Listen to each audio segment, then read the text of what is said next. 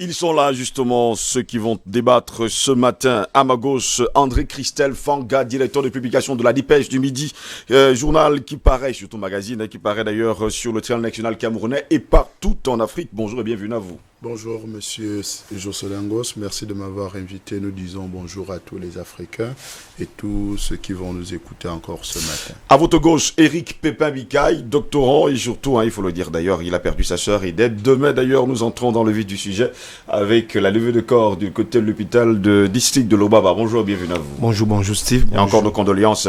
Nous vous accompagnerons justement jusqu'à la dernière demeure en tout cas de votre sœur. À ma droite, docteur Béni-Chris Kézi qui est également là ce matin. Bonjour et bienvenue à vous. Bonjour Steve, c'est une fois de plus, merci pour l'opportunité qui nous est offerte de communiquer et surtout d'adresser toutes nos nouvelles à la population africaine en particulier et mondiale, puisqu'à l'heure que nous vivons, le monde vit de l'information et sans l'information, on ne peut pas s'y développer. Justement, monsieur, est-ce que vous connaissez docteur Jérôme Muyangui? Je vous pose la question, est-ce que vous le connaissez? C'est un Congolais. C'est un Congolais. Comme moi. C'est un Congolais comme vous. Comme moi. Je vous pose la question, est-ce que vous le connaissez? Nous le connaissons et nous saluons d'abord, d'ailleurs. C'est le héros africain aujourd'hui, hein? En fait, il n'est même pas un héros africain.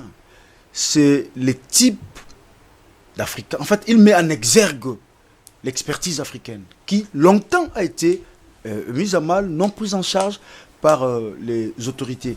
Et nous félicitons le travail que ces frères africains ce jeune homme, il faut le dire d'ailleurs, a fait. Et en même temps, je peux vous rassurer, M. Steve Ngoz, qu'au Cameroun, le pays où je vis, au Bénin, partout, il y a de ces genres d'intelligence innovatrices qui sont malheureusement bafoués et négligés.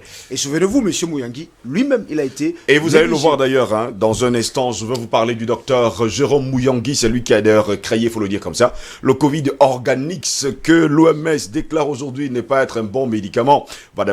Il faut d'ailleurs le préciser, que Jérôme Muyangui est parti du côté de Paris pour demander de l'aide de 4 millions d'euros, il faut le dire d'ailleurs, pour pouvoir avoir de la monnaie pour faire ses recherches. Il est allé à Paris chercher d'ailleurs pas mal de personnes et d'ailleurs nous allons écouter tous ensemble ces éléments. Il est allé dans plusieurs autres pays africains, personne ne lui a tendu la main. Le seul pays qui lui a tendu la main à la fin, c'était Madagascar. On l'écoute dans cette vidéo. Reçu une réponse. Comment êtes-vous arrivé au Madagascar? Vous êtes passé juste au Congo. Vous n'avez pas essayé de contacter nos dirigeants, nos présidents, enfin nos responsables de la santé et tout ça? Marius, lorsque nous avions fini à écrire le protocole, parce que je devais d'abord soumettre ces projets, quand je l'avais écrit, j'étais en train de solliciter 4 millions d'euros de financement ici en France. C'est comme ça qu'on avait écrit ces protocoles, d'abord. Et après, nous avons dit, il faut qu'on les propose au président ou au ministre. On ne visait pas de président, on visait le ministre des Santé. Le premier ministre qui a été, plutôt, pas le premier ministre, mais je veux dire. Le premier ministre des Santé. Ouais. Voilà, merci. Le premier ministre des Santé qui a été contacté, c'était mon ministre, en fait, que je connais bien. Nous nous sommes rencontrés. Le ministre de la RDC? De la RDC. Nous nous sommes rencontrés dans une grande conférence internationale à Lyon qui a été organisée par le président Macron du Fonds mondial. C'est là où je l'ai rencontré. Parce que là, une fois de plus, je suis parti présenter. Je suis invité dans toutes les conférences aujourd'hui mondiales, là où on parle de malaria. Je dois être là. Qu'il soit où je dois être là. C'est là où j'ai rencontré les ministres. Bon, il n'était pas en fonction quand j'étais arrêté à Kinshasa. Il avait déjà entendu peut-être parler du produit et nous nous sommes rencontrés, nous avons discuté. Je lui ai présenté d'abord le projet qui restait côté malaria et surtout montrer l'importance, comment est-ce qu'on pouvait lutter, on pouvait réduire les prévalences de la malaria en Afrique et en RDC. D'ailleurs, la RDC, c'est le deuxième poids en Afrique sur le choix, sur la malaria. Je propose le protocole, premièrement, justement, je ne vais pas entrer beaucoup plus en détail. Premièrement, c'était mon pays. J'envoie. Et Lucille, la dame, parce qu'elle me connaît, j'ai l'amour exagéré pour mon pays. La dame qui a fait elle avait sur France 24, elle a plutôt sur Jeune Afrique. Elle me dit, Jérôme, qu'est-ce que t'en fais? Je dis, Jean, je propose d'abord à la RDC, puis je vais voir. Et puis je te reviens. Parce que je savais que j'ai un contact un peu en RDC avec le ministre. J'étais fier. Je me disais, ouais, c'est d'abord mon pays qui va répondre le premier. Et on a envoyé au ministre. Aucune réponse, Marius. Aucune réponse. Après, je me suis pas découragé. Nous avions envoyé au conseil scientifique, le président de la République démocratique du Congo a créé un conseil scientifique. On a envoyé les protocoles. Je vous ai dit, ici, j'envoie le protocole. On envoie le mail et le protocole au conseil scientifique. Aucune réponse. C'était le moment où le président de la République avait créé la commission pour recevoir le projet de tous les Congolais, les gens qui parlent. Les gens sont passés dans les médias, ils faisaient des polémiques. Un bon produit, on ne fait pas des polémiques. C'est le produit fait plutôt un bon produit, on fait pas trop de publicité. C'est le produit qui va faire vraiment la publicité à la place. Et nous, on a fait ça. Le conseil scientifique congolais n'avait pas pris ces projets. Je me suis pas arrêté là-bas, Maris. Nous avons écrit au prix Nobel de la paix, Dr Mukwege. Donc là, c'est même la réponse de son mail. Nous l'avons écrit. Dr Mukwege, il coordonne la riposte au site Kivu. Il nous a répondu, la réponse de Dr Mukwege. Il nous a répondu, oui, c'est un très bon protocole, ça peut nous aider parce que nous avons beaucoup de problèmes. Mais je vous confie, je vous envoie à la commission scientifique dirigée par un professeur à Bukavu. Et nous discutons avec le professeur. Le professeur dit, OK, c'est bon, on va regarder, on va d'abord parler avec le gouverneur, ainsi de suite. Et il n'y avait pas eu de suite favorable. Et on était fatigué, on a dit, OK, c'est bon. J'ai créé un groupe maintenant des chercheurs africains que je connaissais parce que j'avais lancé ce qu'on appelle le manifeste du monde médical africain. Ces manifestes-là qu'on avait adressés au Fonds mondial, où nous avons plus de 450 chercheurs africains là-dedans que je dirige en fait. Et avec mes collègues, je partage toujours les idées. Alors nous avions sélectionné, comme j'avais passé beaucoup de temps en République centrafricaine, je connais le ministre de la Santé, ainsi de suite, en République centrafricaine. Nous avons pris la République centrafricaine, nous avons pris le Burkina, le Bénin, le Madagascar, le Rwanda. Oui, c'était les 5 pays qui ont suivi après. Nous avons envoyé le même type de mail, plutôt. C'est le même modèle de mail, parce qu'on avait juste un seul modèle de mail et on cherchait les adresses email. Tellement que j'avais les adresses email de plusieurs ministres que je connais, que j'ai déjà rencontrés lors de conférences. On a balancé comme ça. Et c'est la République de Madagascar qui a mordu à l'hameçon. C'est ça. C'était plus rapide. C'était visionnaire, en fait. Et le ministre n'a pas tardé, et je même une collègue qui a joué un pont qui elle est vraiment, elle est malgache, elle était ici, elle est rentrée chez elle au Madagascar, elle est partie avec le protocole, le ministre a reçu le protocole, le ministre n'a pas tardé, l'information est remontée jusqu'au président de la République. Donc, et arrivé chez le président de la République, le président de la République a trouvé que le protocole était très bon. Il était bon, mais il dit, mais pourquoi on vous met toujours ici? Et quand vous regardez, les gens qui ont suivi la télévision, Marius, les gens qui ont suivi les jours de la déclaration, le président malgache a commencé avec un documentaire, c'est les documentaires sur moi et mes recherches. Les gens n'ont pas compris le message, parce qu'il faut lire, vous avez fait la communication. On commence par un documentaire d'un chercheur congolais, on présente un produit, vous devez savoir c'était quoi. Le message que devait passer là-bas, c'était pour dire, ces recherches ont été déjà validées par un chercheur, ce que vous êtes en train de regarder, il était bloqué, il n'avait pas de lobby, il n'avait pas de puissance. Aujourd'hui, on va lui donner cette opportunité que l'Afrique gagne dans tout ça. C'était ça la stratégie de communication. Et ça a été communiqué. Et il a pris le projet. Ouais. Et il l'a mis en pratique. Exactement. Nous avons dit, Monsieur le Président, vous voulez soigner votre population, voilà la solution la plus simple possible. Et cette solution, elle peut résoudre soit en prévention, soit en curatif. Voilà, messieurs, vous avez suivi justement le docteur Jérôme Muyangi qui vous fait savoir qu'il a été rejeté par plusieurs pays africains. Il a également été rejeté par la France. Il avait demandé 4 millions d'euros. Et malheureusement, ou alors heureusement, ce n'est que le président de Madagascar, pour ne pas dire le ministre malgache de la Santé, qui lui a ouvert ses portes il faut le dire comme ça, qui a accepté son projet. Et ce ministre de la Santé de Madagascar a envoyé immédiatement son protocole au président de la République, qui a trouvé ce protocole très, très bon. Votre réaction, André Kisselfanga? Ben, je crois une chose, la science ne trompe pas. La science ne trompe pas. Pourquoi? Parce que quand vous suivez le jeune docteur, il était sûr de ce qu'il a comme élément, de ce qu'il a comme protocole, dont il savait. C'est pour ça qu'il pouvait rechercher des financements. Parce que la science ne bégaye pas. Elle est ou vraie ou fausse. Et aujourd'hui, nous avons la preuve que la science, elle est exacte avec le jeune Muyangui. Donc, nous pensons aujourd'hui que nos dirigeants africains doivent être plus ouverts. Comme Benny Christ le disait tout à l'heure, il y a des milliers et des milliers et des milliers Muyangui en Afrique. Il dit d'ailleurs qu'il travaille avec 450 chercheurs africains. Ça, c'est dans le côté de la médecine. Si vous tournez de l'autre côté, vous allez trouver encore des milliers et des milliers. Donc, vous comprenez que l'Afrique... Il y a des milliers de Muyangui, il faut le dire. Bien sûr, des milliers de Muyangui. Donc, il y a des... Mais attendez, au Cameroun, vous avez les Arthur Zan. Vous avez... Ils sont nombreux par... Gédéon Fonguier, on a Nemandou que nous avons eu sur ce plateau d'ailleurs. Bien sûr. Donc, vous voyez qu'il y a du potentiel en Afrique, mais la seule chose, c'est que les barrières sectaires empêchent plus le développement de l'Afrique. Je dis bien les barrières sectaires. Les barrières sectaires, c'est-à-dire les barrières religieuses, les barrières mystiques, les barrières, si c'est rosicrucien, franc-maçonnique et tout le reste. C'est ça qui empêche, parce que quand vous avez un projet, on vous pose la question, mais qui est ton parrain? Ou bien quand vous voulez avoir un travail, qui te parraine?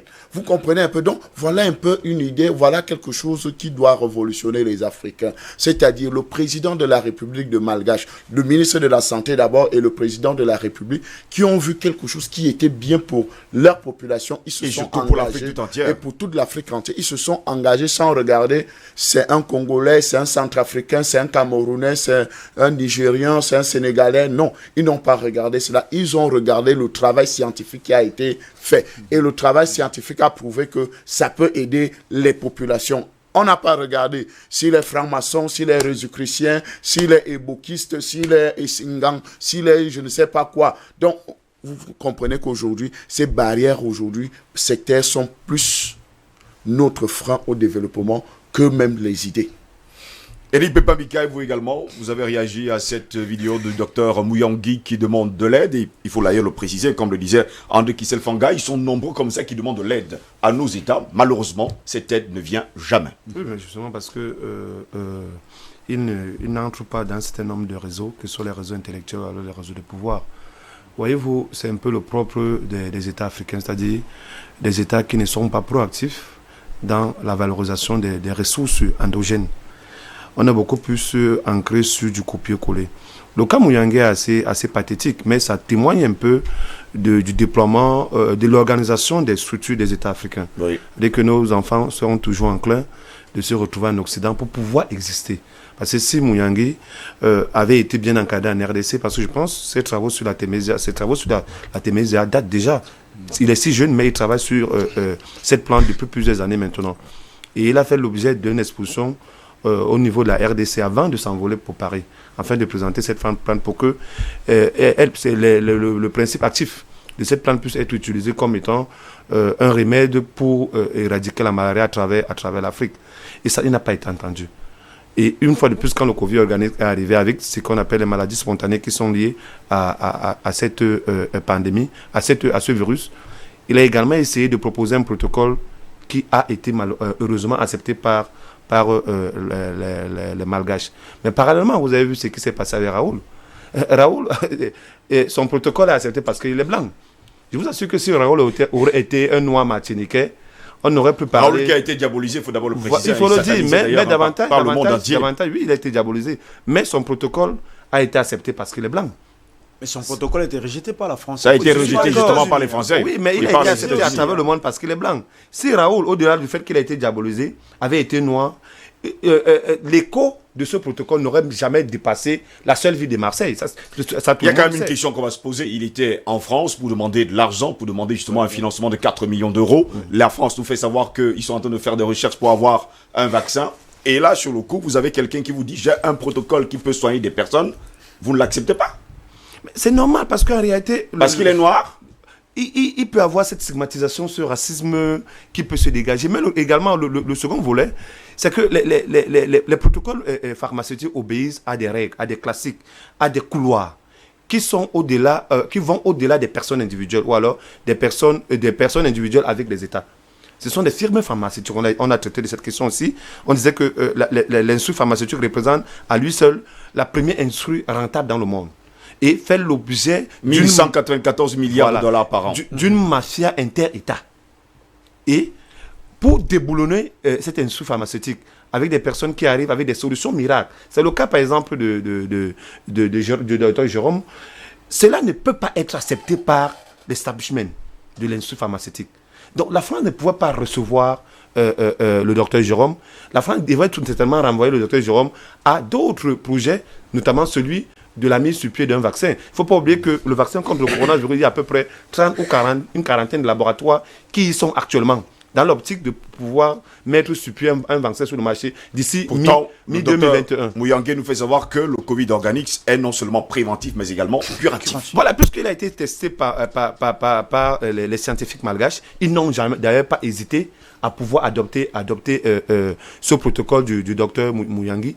Mais il faut également, faut ne pas oublier que la base de son traitement du Covid organique, c'est la Témésia, qui est également utilisée comme étant une plante qui peut aider à l'éradication de la maladie, du paludisme. Donc, c'est quelque chose d'assez formidable que ce garçon a donné. Une belle leçon de recherche scientifique, de persévérance, d'abnégation, et puis de supplanter, cette envie de supplanter toutes les barrières qui se sont hissées sur son chemin. Il ne faut pas oublier qu'il raconte son histoire en disant qu'il a un amour invétéré pour son pays. Il aurait voulu que c'est son pays qui adopte ce protocole. Mais après que Madagascar ait adopté ce protocole et que le jeune président ait eu l'honnêteté scientifique de ne pas s'approprier ce protocole, de valoriser plutôt celui qui a mis le protocole en exergue, la RDC est revenue en force. Félix Tshisekedi a d'ailleurs eu une conversation, il faut le dire, on l'a eu ici. Elle est revenue en force pour pouvoir assumer la paternité du docteur Jérôme.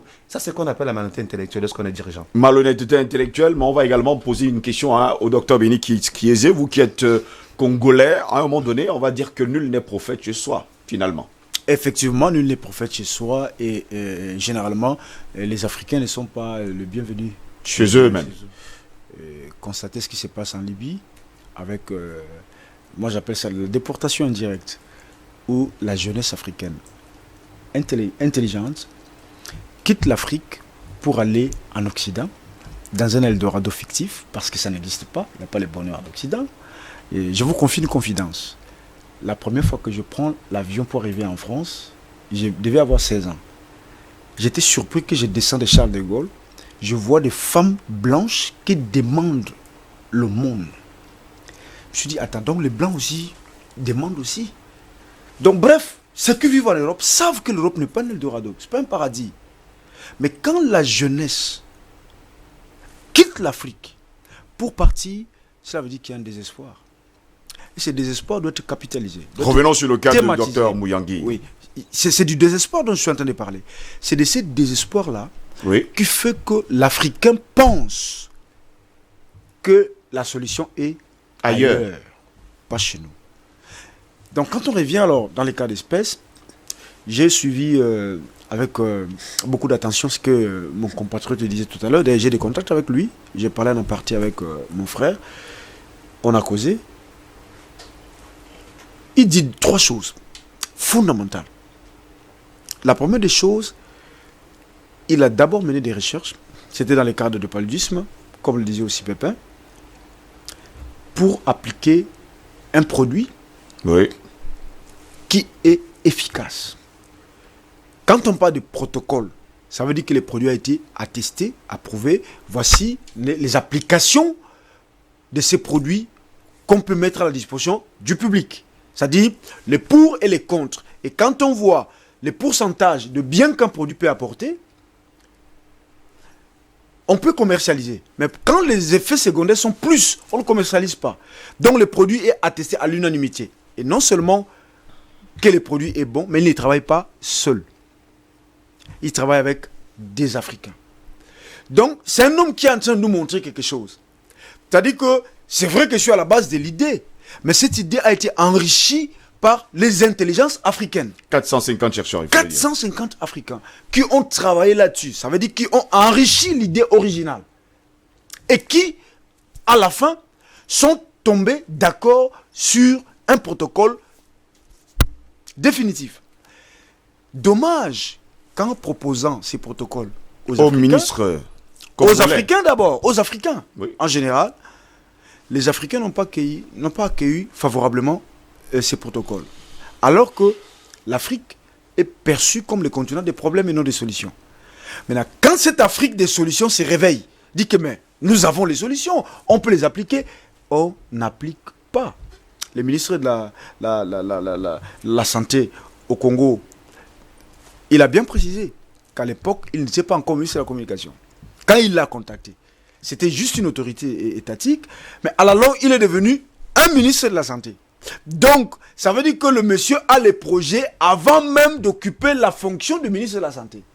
Mais à la grande surprise... Pourquoi il n'en profite pas? C'est justement la à la grande interrogation. surprise, il ne le fait pas. Pourquoi? Et là, je vais rapidement chuter là-dessus. Parce que, regardez Steve, nous n'avons pas seulement la stigmatisation de l'Occident, qui nous présente comme des problématiques. Mais nous avons un héritage lourd qu'on n'arrive pas à assumer. Et c'est toujours mon appel aux intellectuels africains. L'Afrique a connu ce qu'on appelle la traite négrière. Nous avons été vendus comme des gibiers sur le marché. Ça nous a donné ce qu'on appelle un héritage, un passif de déshumanisation. C'est-à-dire que l'Africain ne se conçoit pas comme un être humain. Tu peux regarder un autre être humain en face. Ça, c'est d'un. De deux, nous avons été colonisés, esclavagisés. Puisqu'après la traite négrière, c'était l'esclavage. Dans l'esclavage, nous avons été soumis, privés de droits et de libertés. Nous avons acquis ce qu'on appelle l'héritage de la subordination. Ce qu'on appelle l'éternel second. Ça veut dire que peu importe que tu es africain, tu es noir, tu dois être subordonné par quelqu'un qui a la peau blanche et qui doit piloter tout ce que tu fais. Et je peux vous dire que sur le plan scientifique, ça crée des problèmes. Celui qui a créé l'ascenseur, c'est un noir. Celui qui a créé les moteurs de Mercedes, c'est un noir. On reviendra là-dessus sur les inventions africaines. J'ai tout un documentaire là-dessus. Pour vous parler des noirs qui ont inventé des choses. Mais la plupart des temps, Mais qu'on a mis en second plan. ils ne sont Comprends. pas connus du monde. Pourquoi? Parce qu'ils ont la peau noire. Vous voyez cela? Donc, il faut que nous arrivions à démystifier cette stigmatisation que nous-mêmes nous avons acceptée. Parce que si nous l'avons acceptée, ça c'est de deux. Nous avons connu la colonisation. La colonisation nous a donné ce qu'on appelle un héritage de subalterne. J'ai des thèses que un professeur occidental démontre de A à Z que l'homme noir est une sous-humanité. Ce n'est pas un être, c'est un non-être. Et je te dis, accepté, piloté par des noirs qui ont accompagné une thèse pareille. Quand Cheikh Anta Diop se lève, des libraires qu'il était, il vous démontre que l'Égypte antique était nègre, mais voilà, on refuse sa thèse à l'université. Pourquoi? Parce que tout est parti de l'Égypte. Et il a des preuves qu'il a démontrées. Le Maghreb, c'était les Noirs qui y vivaient. On a chassé les Noirs. Pourquoi? Pour cette stigmatisation. Et je chute là-dessus, Steve, en 2 secondes, pour dire que ce qu'il a fait était une démarche noble. J'ai une idée, je partage aux Africains, mais quand ça arrive au niveau de l'élite, ça bloque. Il a consulté non seulement la RDC, qui est son propre pays, parce que la RDC est l'un des pays touchés par la pandémie de malaria. Le paludisme, l'un des pays les plus touchés. Et je vous dis, le paludisme ne vient pas de l'Afrique. Contrairement à ce qu'on nous raconte, le paludisme est né en Portugal. Je parle sur l'autorité. Ils ont amené des moustiques pour contaminer l'Afrique. J'ai des preuves là-dessus. Donc, quand les autorités, l'Afrique, prend une opportunité comme celle-là, nous refusons de le faire parce que nos pays sont sous la coupe de firmes pharmaceutiques. On vous dit, monsieur, quand un Africain apporte quelque chose, ce n'est pas bon, c'est que nous donnons ce meilleur. Et la solution, c'est quoi? Nous avons heureusement quelqu'un qu'on appelle le Madagascar. Je personnalise le Madagascar. Si je veux parler du président de la République. Allons-y rapidement. Hein. Le Madagascar prend donc le protocole. Le Madagascar décide donc d'implémenter les projets. Et le projet est implémenté, un Tshisekedi qui fait de la récupération politique. de reconnaître un patriote qui a proposé ces services que vous avez refusés. Alors, le coup de gueule, c'est quoi ce matin? J'ai dit aux chefs d'État africains, à l'élite africaine, soyons quand même sérieux. C'est nous qui avons donné la civilisation au monde. Nous sommes le berceau de l'humanité. Nous sommes le berceau de la civilisation. Ayons quand même honte, à un certain moment, de penser que nous qui donnons au monde les 90% de tous les flux qui peuvent exister, que nous continuons de quémander quand nous avons des solutions. Disons nos chefs d'État, nous-mêmes, nous serons demain des autorités. Mais je pense qu'on n'implémentera jamais la politique de la secondaire, la politique de la main tendue. Non. Quand on a des solutions, nous avons des cerveaux. Implémentons. Faisons de manière à ce que nous soyons autonomes. Puisqu'un peuple qui n'est pas autonome, qui ne dispose pas des moyens autonomes pour résoudre les problèmes locaux, c'est un peuple qui est voué à la manipulation. Justement, qui est voué également à la mort. Fanga, Christelle, je vais me tourner vers vous pour vous poser justement la question. Il y a 1000 Muyangui sur le continent africain et on a vu le cas hier depuis 2 mois aujourd'hui, depuis qu'on a commencé à parler de ce Covid-19. Au Cameroun, il y a ceux qui fabriquent, il faut le dire comme ça, des couveuses, des désinfectants publics. Ils sont nombreux qui font des choses extraordinaires. Ils ont besoin de l'appui étatique. Qu'est-ce qui ne marche pas? Comme on dit souvent au quartier, qu'est-ce qui n'a pas marché? J'ai commencé ma démarche ou bien ma prise de parole sur un fait qui est parfois qui dérange et où on ne veut pas en parler. Si vous ne vous faites pas sodomiser, si vous ne buvez pas un peu de sang chaque matin avec votre mentor, si vous n'allez pas prier dans la même cathédrale ou bien dans la même église, si vous n'appartenez pas à la chapelle politique de ce monsieur qui a la caisse de l'État, alors, ou bien la caisse qui peut permettre votre développement, alors votre projet sera mis dans le tiroir.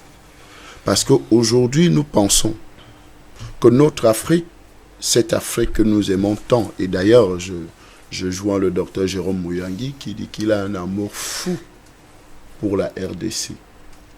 Moi, je le rejoins et je dis que moi, j'ai un amour fou pour mon Afrique. Parce que je ne me considère plus comme Camerounais, je ne me considère plus comme Congolais, mais un Africain. Et un noir au gros nez. Un noir au nez épaté. Voilà. Donc, pas le genre de noirs qui ont déjà les nez, je ne sais pas, c'est noir hybride qu'on nous a amené, mais je suis un noir au gros nez. Parce que c'est ça la différence avec les autres noirs. Donc, quand je l'ai dit, notre continent, ou bien le pays Afrique que nous voulons construire, que l'héritage que les Thomas Sankara, Lumumba, le rêve de Sékou Touré, le rêve de Kwame Nkrumah avaient pour cette Afrique, alors c'est ce que nous voulons construire. Et ils ne vont pas nous empêcher. Parce que la plupart de ces dirigeants ont été formés à l'école du Blanc. Vous allez retrouver que tous ont été des catholiques à un certain moment. Tous ont été formés à l'église catholique. Et vous savez que l'un des premiers services de renseignement mondial, c'est l'église catholique.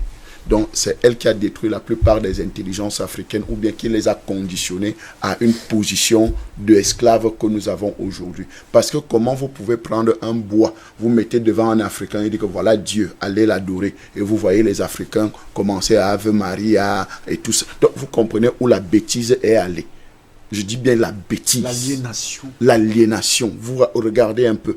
Donc, quand nous parlons de révolution, il faut une révolution d'abord spirituelle. Aucun Africain ne peut se développer s'il ne fait pas d'abord une révolution spirituelle à l'intérieur de lui. Et surtout envers les religions. Vous comprenez un peu, je parle bien de la religion, je ne parle pas de Dieu. Je parle bien de la religion. Allez-y, on vous écoute. Religare. Ensemble des règles établies par une communauté ou bien par des individus ou bien par un individu. Donc, vous comprenez qu'aujourd'hui, si nous ne faisons pas attention, les Muyangui vont se perdre. La preuve en est. Pourtant, l'Afrique a besoin de ces Muyangui. Je vous donne un petit exemple. Le père de Kylian Mbappé allait voir un dirigeant de la FECAFOOT parce qu'il veut que son fils devienne un très bon footballeur camerounais. On lui a demandé, mais tu as combien? Il allait en France, voilà aujourd'hui le même Mbappé qui fait le bonheur de la France et qui a donné une Coupe du Monde à la France. Vous comprenez un peu. Donc, et on vous dit non, on veut qu'on Mbappé, c'est un Camerounais. Mais vous venez pleurer les Camerounais quand ils sont déjà partis. Vous venez pleurer, ils sont nombreux. Hein? L'Afrique sacrifie ses intelligences. Donc, vous comprenez qu'en réalité, aujourd'hui, nous avons un problème. Comme le blanc a semé une semence, en dehors d'abord de cette semence religieuse, maintenant la semence de la corruption. Parce que tout est corrompu dans nos États. Aussi longtemps que tu n'es pas dans ce système-là, alors tu ne peux pas avoir des postes de responsabilité. Et j'ai un aîné qui est ministre actuellement au Cameroun, avant qu'il ne soit nommé. Il disait, quand on disait non, tu vas être nommé, il dit non, vraiment, on ne me tient nulle part, vraiment. Ah, je crois que maintenant on le tient. Oui, parce qu'il a dit, avant qu'il ne soit nommé, vraiment, on ne me tient nulle part. On lui a donné quand même la gestion d'un projet et tout et tout. Et je suis sûr que durant la gestion de ce projet-là, il a sûrement puisé une bonne quantité où on est en train de le tenir. Donc, c'est pour ça qu'on lui a donné la fonction de ministre aujourd'hui. Donc, vous comprenez qu'en réalité, si nous ne dépassons pas, nous n'arrivons pas à briser ces barrières sectaires, ces barrières sataniques, ces barrières démoniaques, ces barrières linguistiques, ces barrières que nous nous sommes constitués et nous avons acceptées, alors là, nous allons perdre davantage les Muyangis. Et il faudra un sursaut d'orgueil ou bien un sursaut d'un seul individu qui... Parce qu'aujourd'hui, on regarde Madagascar qui a sorti, qui a réussi à mettre en place, mais qui ne fait pas tache d'huile, hein. Qui ne fait pas tache d'huile, de façon qu'aujourd'hui, toute l'Afrique puisse être au devant de la scène, parce que quand même, on devait s'attendre à des commandes mirobolantes. Parce que en dehors de Covid-19, Covid-19 qui est une coquille vide, Covid-19 est une coquille vide à qui on a fait un bon emballage et on veut distribuer au monde que non. Voilà, alors qu'on a un problème essentiel et le produit, le Covid organique, premièrement, soigne une maladie très importante et qui décime les Africains, qui est le paludisme.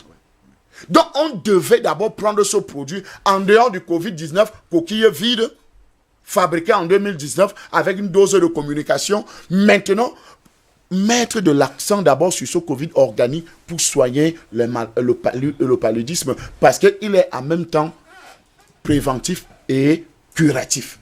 Donc ça, c'est deux éléments très importants qu'il faut mettre et pour que nous ne puissions plus perdre nos intelligences. Eric Pepamika, jusqu'à preuve le contraire, hein, aujourd'hui, il faut le dire, le docteur Jérôme Muyangui est devenu l'enfant prodige de la RD Congo, la RD Congo qui ne l'a pas reconnu, finalement. Oui, ça c'est le train-train quotidien de tous les fils d'Afrique. Alors les fils immigrés d'Afrique qui ont réussi. Il ne faut pas oublier que ce problème s'est posé pendant un bon nombre d'années au Cameroun, notamment dans la sélection des joueurs à l'équipe nationale. On avait un championnat qui était dépourvu de toute communication médiatique, de toute envie, et pourtant il y avait des joueurs de qualité à l'intérieur. Et à un moment, ces joueurs avaient compris que pour avoir une chance de jouer à l'équipe nationale, il fallait prendre la mer, le désert. Une fois qu'on avait pu traverser la mer, traverser le désert du Sahara et la Méditerranée, et qu'on avait intégré une grande équipe, on devrait forcément taper à l'œil des nouveaux dirigeants du football camerounais pour intégrer l'équipe nationale. C'est ce que moi j'appelle souvent le paradigme occidental. C'est-à-dire qu'on ne croit pas à nos valeurs endogènes avec tout ce qui peut être comme qualité. On veut plutôt croire aux valeurs importées. On dit que c'est un enfant qui joue dans une équipe occidentale, même si c'est la 3e division. Et puis je m'en rappelle, il y a plusieurs joueurs camerounais qui ont joué à l'équipe nationale, sortant de la 3e division au Portugal, en France, ainsi de suite. Pourtant, il y en avait ici qui jouaient en 1e division, qui faisaient des compétitions de haut niveau, mais qui n'étaient pas sélectionnés. Donc un enfant qui vient de la 3e division dans un pays occidental est plus capé que quelqu'un qui fait des compétitions de haut niveau. Parfois qui n'est même pas titulaire. Parfois qui n'est même pas titulaire, il est dans les vestiaires, il ne joue jamais. Mais il parvient quand même à intégrer l'équipe nationale parce qu'il vient de l'Occident. Donc il faut dépasser ça. Et là c'est un cas. La même chose se pose par exemple dans nos universités. Lorsque quelqu'un sort d'une université camerounaise ou africaine, il est moins valorisé que celui qui a soutenu dans une université occidentale. Et pourtant, il est recruté à enseigner dans les universités camerounaises.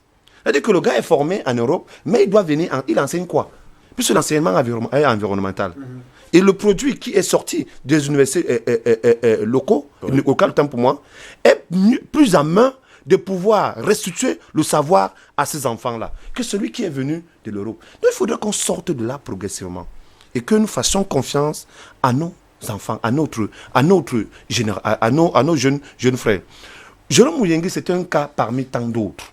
On peut en multiplier dans le domaine de la médecine. Est-ce que vous savez qu'il y a une jeune Camerounaise, par exemple, qui a été admise à l'Académie française à l'Académie pharmaceutique française et qui est installée sur place. Mais donc personne ne consulte. Peut-être justement, je ne sais pas, c'est madame professeur Bikoy, c'est pas trop. Justement parce que peut-être elle n'entre dans aucun réseau permettant à ce que son aura intellectuelle soit valorisée. La bachelière la plus jeune. Donc, les cas comme les Mouyengi, il y en a à travers le continent. Maintenant, et c'est Albert Anatole qui le disait la fois dernière, peut-être cette crise Covid-19 est l'occasion rêvée que les Africains n'ont jamais eue pour pouvoir s'auto-positionner et s'auto-faire confiance. C'est une opportunité unique à ne pas louper.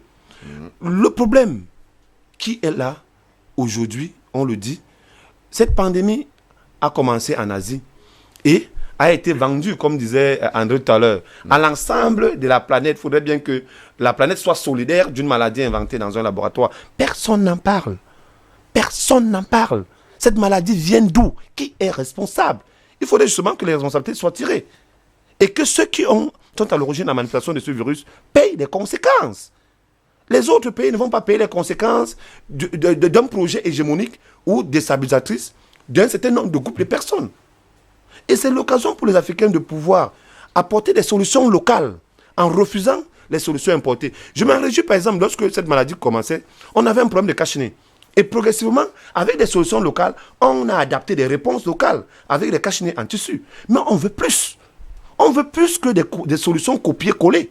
On veut des protocoles maison.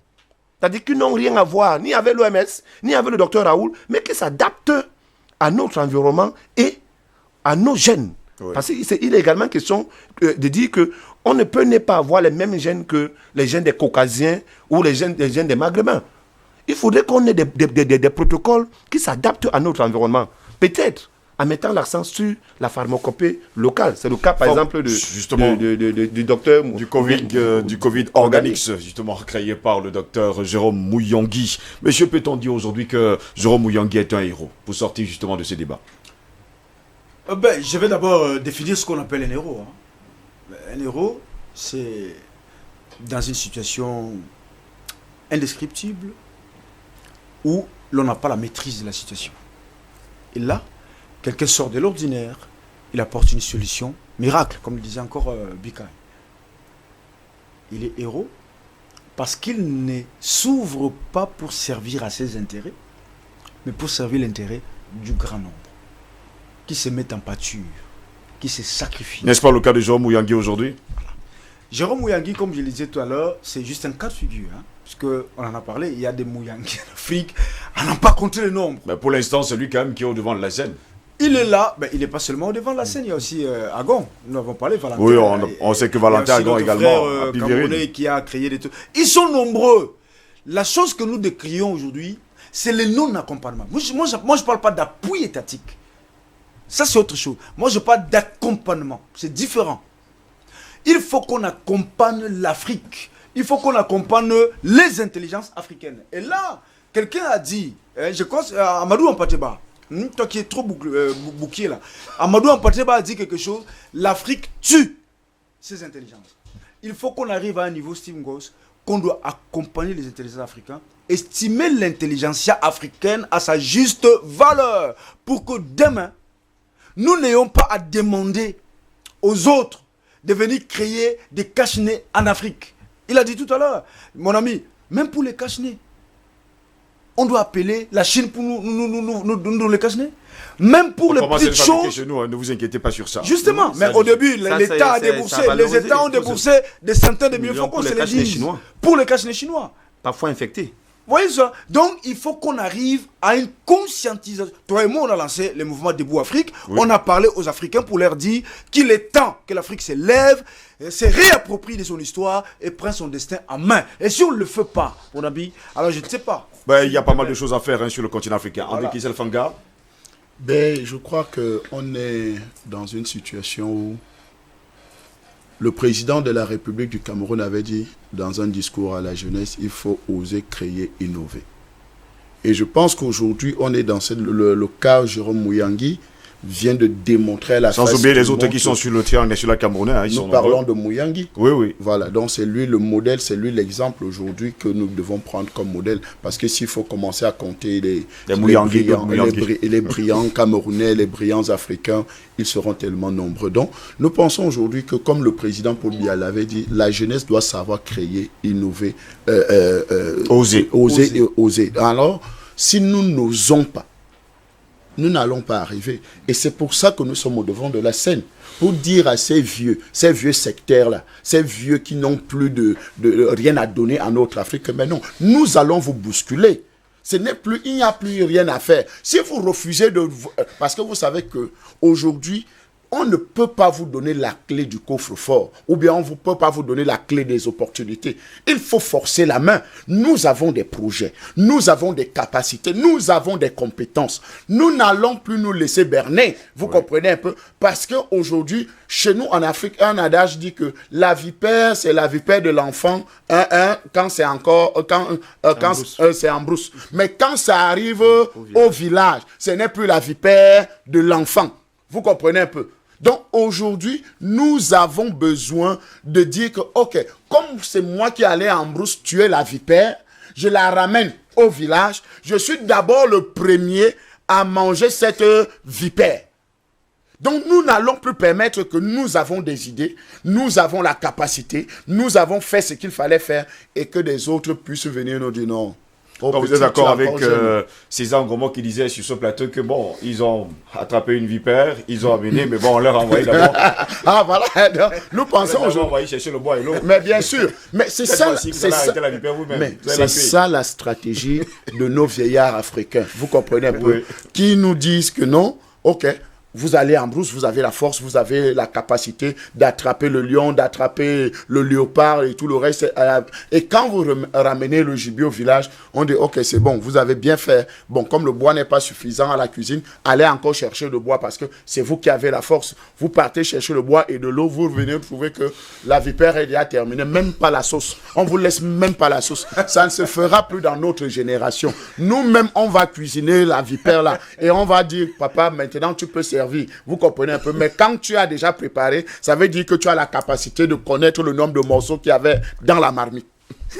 Votre mot de fin rapidement. Oui, je vais sortir justement par cette réflexion de Cheikh Hamidou dans Les Aventures ambiguës, où il disait le développement chez nous est une fonction d'équilibre. Chez vous, certainement, c'est une fonction de masse. L'équilibre pour nous réside sur le fait de trouver des solutions au niveau local en essayant d'utiliser au maximum notre ressource humaine.